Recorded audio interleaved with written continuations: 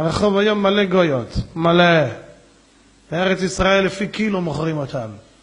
על משקל, על תחת כל עצר הענן.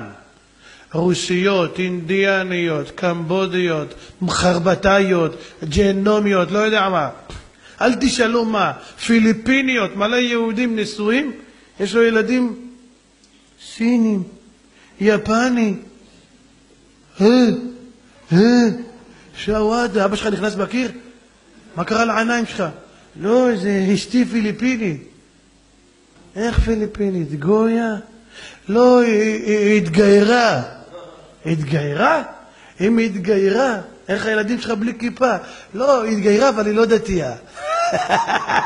איזה בדיחה. אז איך היא התגיירה בדיוק? כתבו לה בתעודת זהות. חבר'ה, אני לוקח עכשיו חמור, מדביק עליו חותמת בהשגחת הבד"ץ. רוצים שווארמה חמור? חבל לכם על הזמן, זה משהו. זה עם לפה? עם חמוציות, זה לפה חמור, חבל לכם על הזמן. בד"ץ, מישהו אוכל? תאכל לבד, מותק, תאכל לבד. חמור! הגמרא מספרת, רבותיי, על אליהו הנביא, על... מי זה היה? מי זה היה? הגמרא מספרת על... לא זוכר מי זה היה. הגמרא מספרת על אחד מהחכמים.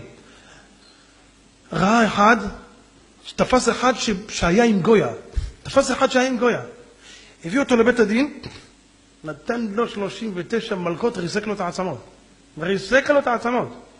זה מה עשה? הלך למלך. אמר לו, ברדו בך היהודים. אמר לו, למה? אמר לו, אני הלכתי עם חברה שלי, הנה זאת, תראו אותה. הנה, סבטלנה, הנה. אתה רואה את סבטלנה? הייתי איתה? וואלה, זה הרביץ לי. מה זה פה? ככה עושים, המלך קרא לו. אמר לו, מה עשית? אמר לו, אדוני המלך, מה זה